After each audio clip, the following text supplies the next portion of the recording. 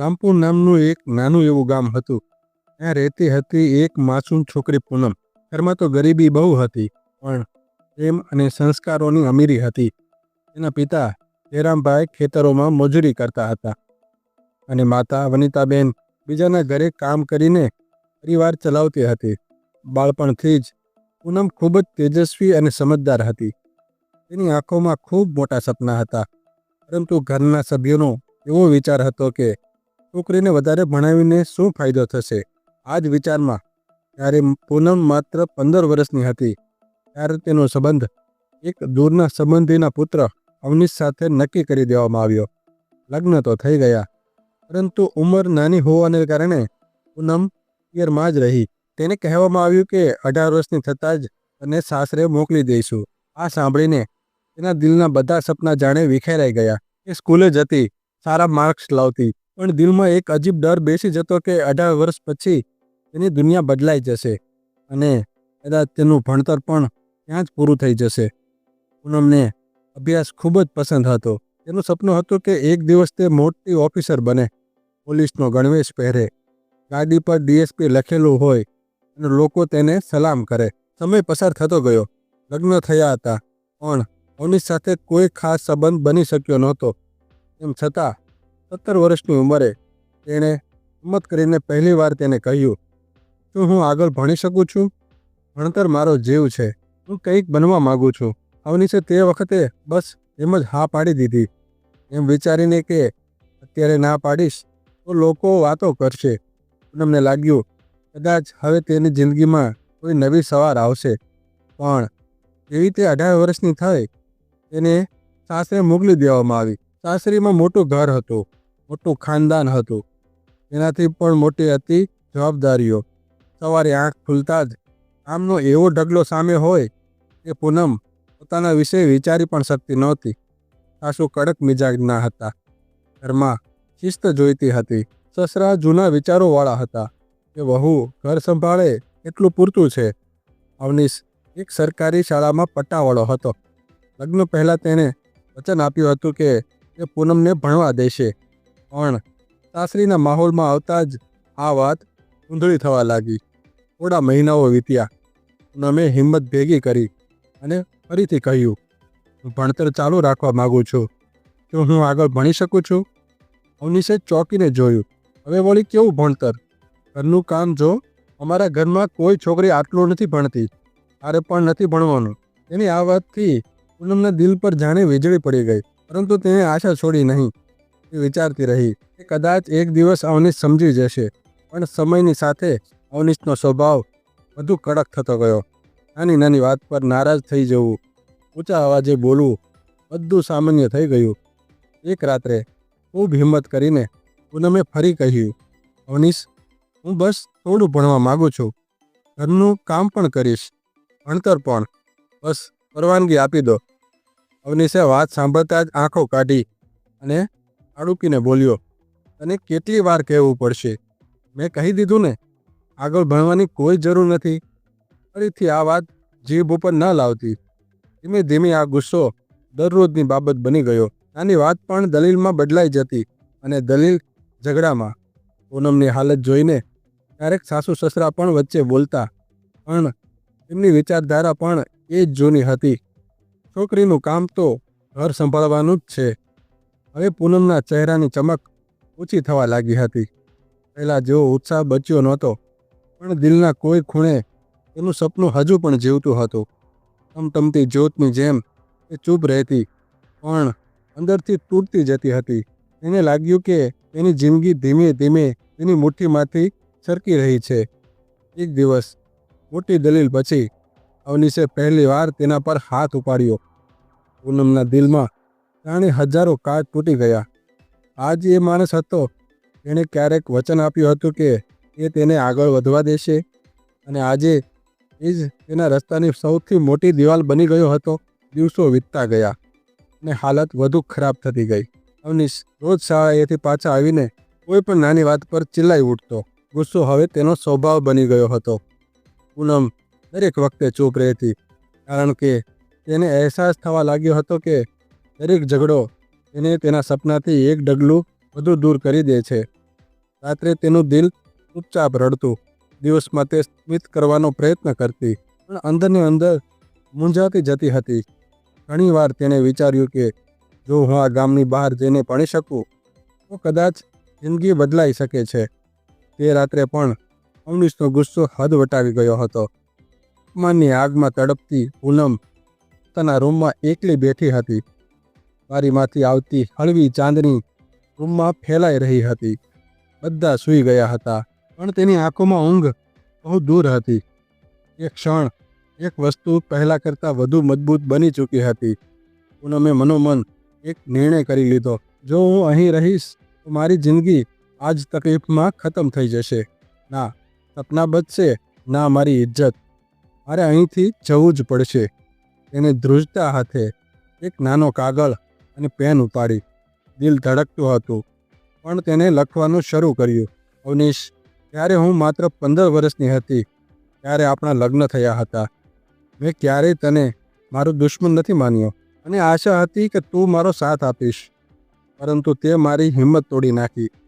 હું તને છોડીને જઈ રહી છું કારણ કે મારા સપના હજુ પણ જીવતા છે.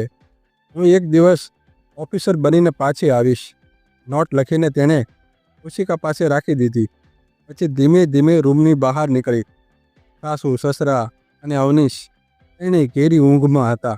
રાતની હવામાં ડર પણ હતો અને આઝાદીની સુગંધ પણ. પૂનમે પોતાની કેટલીક જરૂરી વસ્તુઓ એક થેલામાં રાખી અને ઘરની બહાર ડગલું મૂક્યું. ગામની ગલીઓ અંધારામાં ડૂબેલી હતી. દૂર ક્યાંક કૂતરાઓનો ભસવાનો અવાજ આવી રહ્યો હતો. તે ઝડપી ચાલવા લાગી. ડર હતો, પણ તેના સપના તેનાથી પણ મોટા હતા. સ્ટેશન ગામથી 5 કિલોમીટર દૂર હતું. કોઈ સવારી નહોતી, બસ તેના પગ અને તેનો ઈરાદો. રસ્તામાં ઘણીવાર લાગ્યું કે કોઈ જોઈ ન લે, પણ તે રોકાય નહીં. તેના દિલમાં બસ એક જ અવાજ ગુંજી રહ્યો હતો, મારે ઓફિસર બનવું છે, મારે મારી જિંદગી બદલવી છે. આશરે 1 કલાક પછી તે સ્ટેશન પહોંચી. પૈસા બહુ ઓછા હતા, છતાં તેણે અમદાવાદની ટિકિટ લીધી, કારણ કે તેને ખબર હતી કે મોટા સપના માટે મોટી જગ્યા જોઈએ. સવાર થતાં પહેલાં ટ્રેન આવી. ધડકતા દિલ સાથે તે તેમાં ચડી ગઈ. બારી પાસે બેસીને તેણે બહાર જોયું. અંધારું ધીમે ધીમે પાછળ હટી રહ્યું હતું અને સવારનો હળવો પ્રકાશ ક્ષિતિજ પર ઉભરી રહ્યો હતો. સૂરજનું પહેલું કિરણ જાણે તેના દિલને કહી રહ્યું હોય, તારી જિંદગી પણ હવે રોશન થવાની છે. અમદાવાદ પહોંચવામાં ઘણા કલાકો લાગ્યા. એ આ મોટા શહેરમાં બિલકુલ એકલી હતી, પણ હિંમત તેના કદમ સાથે ચાલી રહી હતી. પેટમાં ભૂખ હતી, શરીરમાં દુખાવો હતો. શહેરમાં પહોંચતા જ એ રહેવાની જગ્યા શોધી રહી હતી. કેટલાય મકાનોમાં પૂછપરછ કરી, પણ ભાડું એટલું વધારે હતું અને તેની પાસે આશા સિવાય કંઈ નહોતું. આ શહેર જ તેનો નવો આશરો હતો. આજ તેની નવી જિંદગીનું પહેલું પાનું. સવારે 4 ઘરોમાં કામ, બપોરે જૂની ચોપડીઓ ખોલીને ભણતર, સાંજે ફરી કામ અને રાત્રે ઓછી ઊંઘ. વધુ મહેનત ઘણીવાર થાકથી શરીર તૂટવા લાગતું, પણ તેની આંખોમાં એક જ સપનું ચમકતું હતું, ઓફિસર બનવું. તેને ખબર હતી કે UPSCનો રસ્તો સરળ નથી, પણ સરળ રસ્તો તેને જોઈતો પણ નહોતો. ધીમે ધીમે તેણે ભણતર પર પકડ મેળવી. કેટલાક નવા મિત્રો મળ્યા, કેટલાક હિંમત આપનારા લોકો મળ્યા. એક દિવસ તેણે ધ્રુજતા હાથે UPSCનું પહેલું ફોર્મ ભર્યું. અમદાવાદની જિંદગી અત્યંત મુશ્કેલ હતી. સવારે 4 વાગે ઉઠીને કામ શરૂ. કચરા, પોતા, વાસણ, વૃદ્ધોની સેવા, બધું જ સમયસર. આ કામોમાંથી જે 10,000 રૂપિયા આવતા તેનાથી જ ખાવાનું અને ભણવાનું ચાલતું. સાંજ સુધીમાં તેનું શરીર થાકીને લોથપોથ થઈ જતું, પણ જેવી તે પોતાના નાના રૂમમાં ડગલું મૂકતી, એ જ ક્ષણે અંદર એક નવી ઉર્જા વહેવા લાગતી. એક રૂમ, એક બલ્બ, એક ખુરશી અને જૂની મેજ. બસ આ જ વસ્તુઓના સહારે તે મોડી રાત સુધી ભણતી રહેતી. કોચિંગના પૈસા નહોતા, તો તેણે જૂની ચોપડીઓ ખરીદી. લાઇબ્રેરીમાં બેસીને આખો દિવસ ભણતી. ઘણીવાર ભૂખ સતાવતી, તે બસ પાણી પીને પોતાને સંભાળી લેતી. ઘણીવાર ઊંઘ આંખો બંધ કરી દેતી, તે ચહેરો ધોઈને ફરી બેસી જતી. ધીમે ધીમે તેને સમજાવ્યું કે UPSCC ફક્ત પુસ્તકોની પરીક્ષા નથી, આ ધીરજ, મહેનત ને હિંમતની પરીક્ષા છે. પહેલી વાર તેણે પરીક્ષા આપી. એક્ઝામ સેન્ટરમાં તે બહુ ગભરાયેલી હતી. હોલમાં બેઠેલા છોકરા છોકરીઓ બધા ભણેલા ગણેલા, આત્મવિશ્વાસથી ભરેલા. એક ક્ષણ માટે એના દિલમાં આવ્યું કે શું હું આ બધાની સામે ટકી શકીશ? પણ બીજી ક્ષણે એણે પોતાને કહ્યું કે જેણે આટલી સફર એકલા નક્કી કરી છે એ આ પેપર પણ આપી શકે છે. તેણે પૂરા દિલથી પરીક્ષા આપી. પણ જ્યારે પરિણામ આવ્યું ત્યારે તે ફિલ્મ્સમાં રહી ગઈ. તેનું નામ યાદીમાં નહોતું. એની આંગળીઓ ધ્રુજવા લાગી. પગ જાણે શૂન્ય થઈ ગયા. રૂમનો બલ્બ બુઝાયેલો હતો અને તેની અંદર પણ અંધારું ઉતરવા લાગ્યું હતું. એ રાત્રે તે ખૂબ રડી. નાની નાની ડૂસકીઓમાં તેનો દર્દ વહેતો રહ્યો. તેને લાગ્યું કે જિંદગી ફરીથી તેની સાથે રમી રહી છે. માતા પિતાનો ચહેરો યાદ આવ્યો. સાસરીની વાતો યાદ આવી. અવનીશનો માર, અપમાન, બધું જ. એક ક્ષણ માટે લાગ્યું કદાચ બધું ખતમ થઈ ગયું છે. ત્યારે જ તેના રૂમનો દરવાજો ખખડ્યો. બહાર તેની પાડોશની છોકરી પૂજા ઊભી હતી, જે પોતે 4 વર્ષથી UPSCની તૈયારી કરી રહી હતી. તેણે પૂનમની હાલત જોઈ અને ધીમેથી કહ્યું, પૂનમ, હાર ન માનીશ. પહેલી કોશિશમાં પસંદગી થવી બહુ મુશ્કેલ હોય છે. એ 1 વર્ષમાં જેટલું કર્યું છે એટલું કોઈ સરળ રસ્તો પસંદ કરનાર નથી કરી શકતું. તારી મહેનત ક્યાંય ખોવાઈ નથી રહી. બસ એકવાર વધુ કોશિશ કર. પૂજાની વાત તેના દિલમાં એક ચિંગારીની જેમ ઉતરી ગઈ. પૂજા આ કહીને જતી રહી. પૂનમે આંસુ લૂછ્યા અને પોતાની જાતને કહ્યું, મેં મારી જિંદગી બદલી છે. તો ભલા એક પરીક્ષા મારી જીત કેવી રીતે છીનવી શકે? બીજા દિવસે ફરી લાઇબ્રેરી પહોંચી. ફરી એ જ જૂની ચોપડીઓ, એ જ મહેનતની સફર, પણ આ વખતે પહેલાં કરતાં વધુ જુસ્સા સાથે. સવારે ઘરોનું કામ, બપોરે ભણતર, સાંજે ફરી કામ અને રાતભર ભણતર. આ દિનચર્યા ફરી શરૂ થઈ ગઈ. ક્યારેક શરીર જવાબ આપી દેતું, ક્યારેક મગજ બોજથી ભરાઈ જતું, પણ રૂમની દિવાલ પર ચિપકાવેલો એ એક કાગળ તેને હંમેશા સંભાળી લેતો. એક દિવસ હું DSP બનીશ. એ રોજ તેને જોતી અને પોતાના આત્મામાં નવી તાકાત અનુભવતી. બીજી વાર પરીક્ષાનો સમય આવ્યો. આ વખતે પૂનમે પોતાની પૂરી તાકાત લગાવી દીધી. દિલ ક્યાંક ઊંડાણમાં કહી રહ્યું હતું કે કિસ્મતે મને 1 વર્ષ રોકી છે, પણ હંમેશા નહીં રોકી શકે. એક્ઝામ થઈ અને ઇંતજાર શરૂ થયો. દિવસો વીતતા ગયા. રિઝલ્ટવાળા દિવસે તેના શ્વાસ તેજ થઈ ગયા. એક કોમ્પ્યુટર સ્ક્રીન પર પોતાના રોલ નંબરની શોધમાં પેજ ઉપર નીચે કરી રહી હતી. દરેક વખતે પેજ સ્ક્રોલ કરતી પણ નામ નજરે પડતું નહોતું. એક ક્ષણ તેણે હળવી આંખો બંધ કરી અને ફરીથી જોયું. આ વખતે તેનું નામ યાદીમાં હતું. પહેલાં તો વિશ્વાસ જ ન થયો. એણે પૂજાને બોલાવી. જો તો મારું નામ છે કે શું? પૂજાએ સ્ક્રીન જોઈ અને ખુશીથી ઉછળી પડી. પૂનમ, તું પાસ થઈ ગઈ. એ કરી બતાવ્યું. આ વખતે પૂનમની આંખોમાં જે આંસુ નીકળ્યા એ દર્દના નહીં પણ સફળતાના હતા. તેની મહેનત આખરે રંગ લાવી. થોડા દિવસ પછી ફાઇનલ રેન્ક આવી અને પૂનમને શ્રેષ્ઠ માર્ક સાથે DSPનું પદ મળ્યું. સરકારી ગાડી, સરકારી મકાન, ગણવેશ, બધું હવે તેના નામે હતું.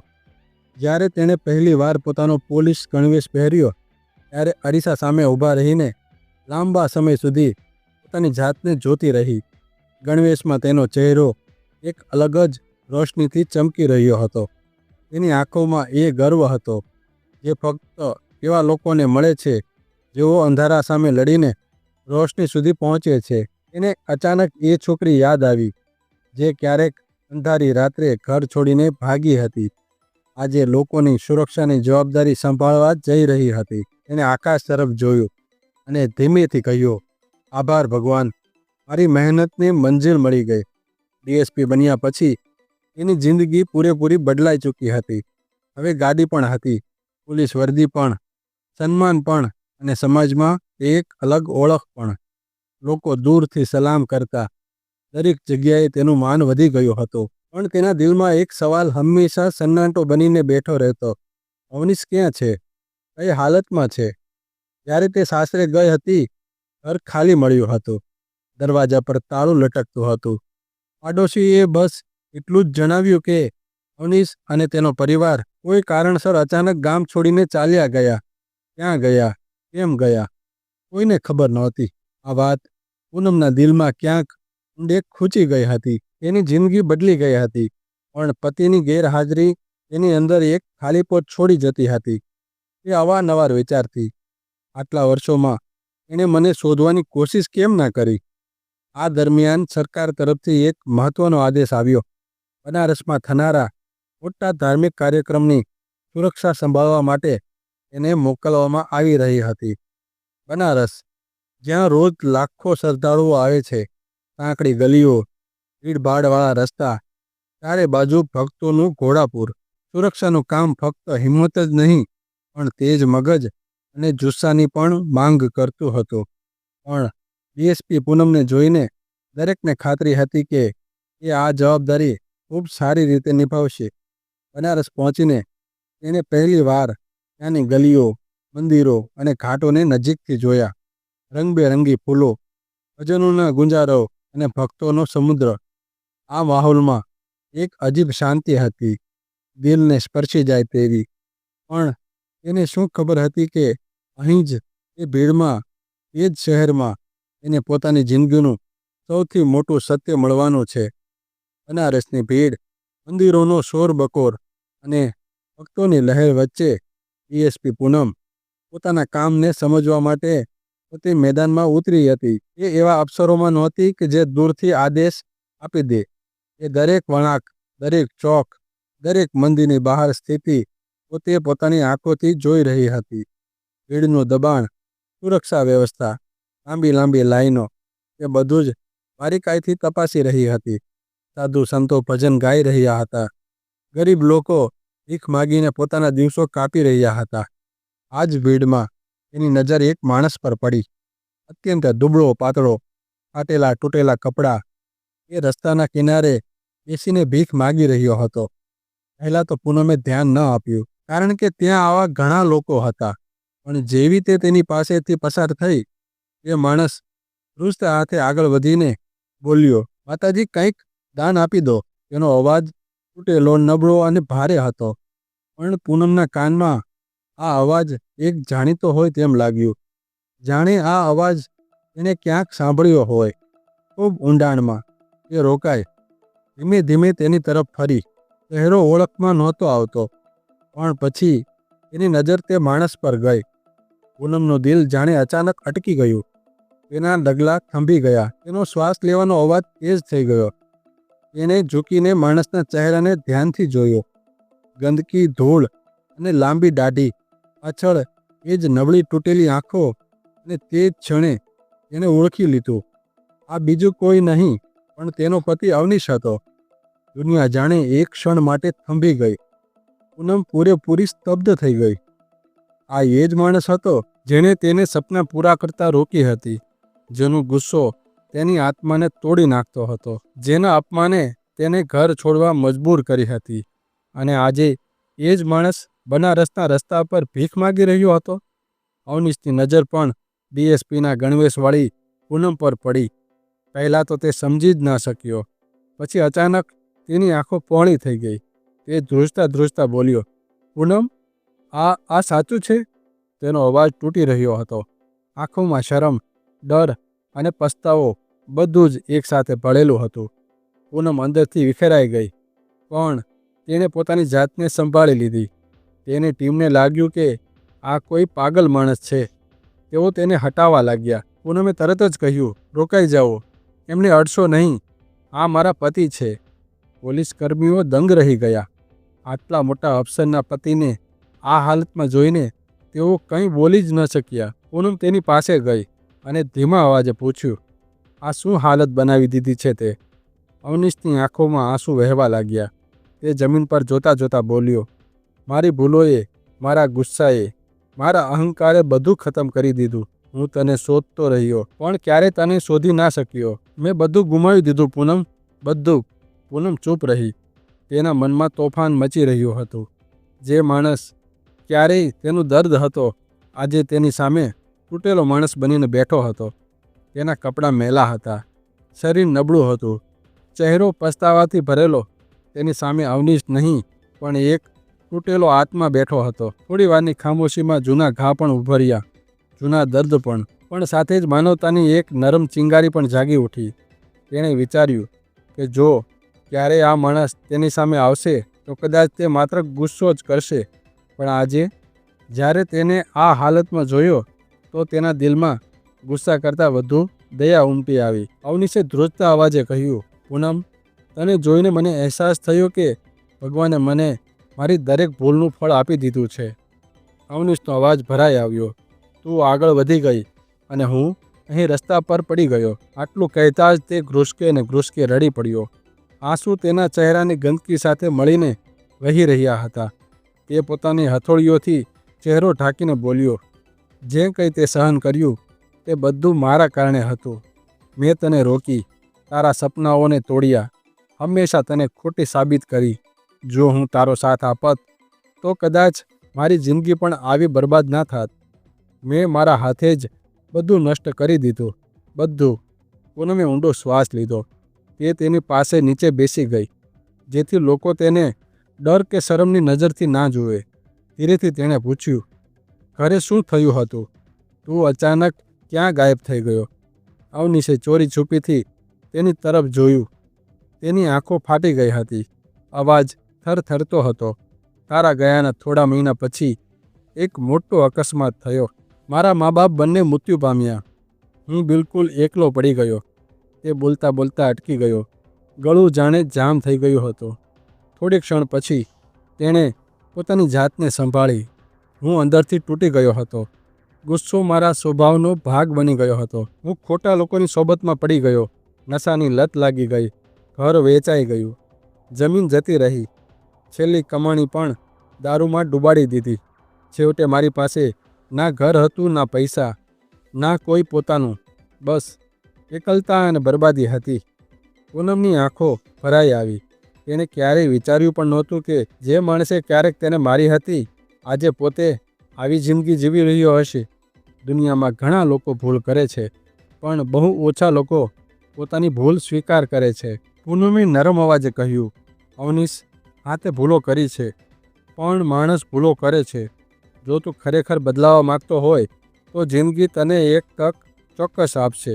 અવનીશે ધ્રુજતા અવાજે પૂછ્યું, શું તું મને આ હાલતમાંથી બહાર કાઢવામાં મદદ કરીશ? મને ખબર છે હું તારે લાયક નથી, પણ હું ફરીથી જીવવા માગું છું. તને જોઈને હિંમત મળી રહી છે. પૂનમે તેના ખંભા પર હાથ રાખ્યો. હું તને મારા ઘરે પાછો નથી બોલાવી રહી કે નથી બધું તરત જ ભૂલી શકું તેમ, પણ તને ઊભા થવામાં ચોક્કસ મદદ કરીશ. બદલાવાનો નિર્ણય તારે લેવાનો છે. રસ્તો હું બતાવીશ. અવનીશ ફરી રડી પડ્યો અને હાથ જોડીને બોલ્યો, હું બદલાઈ જઈશ પૂનમ. બસ એકવાર સહારો આપી દે. હું મારી જાતને સાબિત કરી દઈશ. તે ક્ષણે બનારસની હવા જાણે થંભી ગઈ. દૂર મંદિરોમાં મંગળ આરતીના ઘંટ વાગી રહ્યા હતા. માહોલમાં એક અજીબ પવિત્રતા હતી, જાણે ભગવાન પોતે આ ક્ષણ જોઈ રહ્યા હતા. પૂનમે તરત જ પોતાની ટીમને આદેશ આપ્યો, એમને સાફ સફાઈ કરાવો, જમાડો અને ડૉક્ટરને બતાવો. થોડા જ કલાકોમાં તેનો ચહેરો ધોવાઈ ગયો. દાઢી કાપી નાખવામાં આવી, વાળ વ્યવસ્થિત કર્યા, કપડાં બદલી નાખ્યા. તે પહેલાં જેવો તો ના લાગ્યો, પણ હવે ઓછામાં ઓછું એક માણસ જેવો દેખાવા લાગ્યો. પૂનમ તેને પાસેની હોસ્પિટલમાં લઈ ગઈ, જ્યાં લોકો નશાની ચુંગાલમાંથી બહાર નીકળીને પોતાની જિંદગી ફરી શરૂ કરે છે. ડૉક્ટરે કહ્યું, મેડમ, અમે એમની પૂરી સારવાર કરીશું. સમય લાગશે, પણ અહીં એમને સારો માહોલ મળશે. અવનીશે ડરતા ડરતા કહ્યું, તું મને છોડીને જતી તો નહીં રહી ને? પૂનમ હળવું સ્મિત કરી બોલી, ના, હું તને છોડીને નહીં જાઉં, પણ હું તને એ જિંદગીમાં પણ પાછી નહીં લઈ જાઉં જ્યાંથી હું ભાગીને અહીં આવી હતી. તારે પહેલાં પોતાની જાતને સુધારવી પડશે. જ્યારે તું તારી જિંદગી સંભાળી લઈશ ત્યારે આપણે દુનિયાને બતાવીશું કે ભૂલ કરનાર માણસ પણ જો સાચા દિલથી પસ્તાવો કરે તો જિંદગી તેને બીજી તક આપે છે. અવનીશ પૂરેપૂરો ઠીક થઈ ગયો. લત છૂટી ગઈ. શરીર તંદુરસ્ત બની ગયું. ચહેરો ફરીથી માનવતાની રોશનીથી ભરાઈ ગયો. અને અહીં જ આ વાર્તા પૂરી થાય છે. પણ પૂનમની તાકાત, અવનિશનો પસ્તાવો અને જિંદગીએ આપેલી બીજી તક લોકોના દિલમાં હંમેશા જીવતી રહેશે. મિત્રો, જો તમે માનો છો કે સપનાઓ ઉંમર, ગરીબી કે સંજોગોથી નથી મળતા, તો આ વિડીયો લાઈક કરો અને ચેનલને આજે જ સબસ્ક્રાઈબ કરો. આવજો મિત્રો. જય શ્રી કૃષ્ણ.